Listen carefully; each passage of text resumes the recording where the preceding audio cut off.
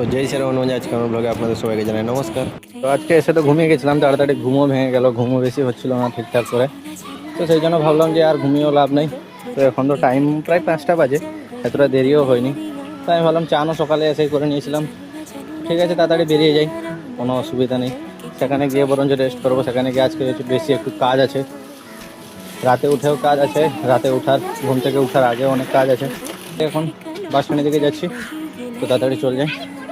সে তো প্রচুর গরম ছিল ভিড়ের কারণে, তো সেই জন্য সেখান থেকে আমি বাতাস কাটে কাটে রাস্তায় হেঁটে হেঁটে যাচ্ছি কিচেনের দিকে। কিচেনে আসার পরে তাড়াতাড়ি ড্রেস চেঞ্জ করে খাওয়া দাওয়া করে আমি কাজে লেগে গেছিলাম। এখন বাজে রাত 12টা, পুরো একদমই শুনছেন, কেউ নেই।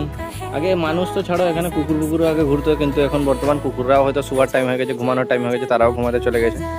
তো আমিও যাই তাড়াতাড়ি ঘুমাবো, কেননা আবার 3টা থেকে উঠে আবার কাজে লাগতে হবে। কাজ আরও আজকে একটু বেশি আছে, টাইম লাগবে হয়তো। তো তাড়াতাড়ি ঘুমাতে যাই, যত আমি লেট করবো তত দেরি হবে, তাড়াতাড়ি যাই। তো মানে অবশেষে আমার সব কাজ শেষ হলো, এবার যাচ্ছি রুমের দিকে, বাস স্ট্যান্ডের দিকে যাচ্ছি। রাতে যখন এসেছিলাম তখনকার আকাশ আর এখনকার আকাশ আর পাতাল পার্থক্য। পরিশ্রমের পর অবশেষে বাস থেকে নামলাম। বাইরেও গরম, ভিতরে তার ডবল গরম, যেমন মনে হচ্ছে আগুনের ভিতরে বেগুন, এমনটা পরিস্থিতি। তাড়াতাড়ি যাই, আমাকে ঘুমাতে হবে, ঘুমও প্রচুর পাচ্ছে। রুমে এসে তাড়াতাড়ি ব্রাশ করে আমি এটা কেকও খাইয়ে নিচ্ছি। এখন যাবো ঘুমাতে, কেন ঘুমও অনেক জোর পাচ্ছে।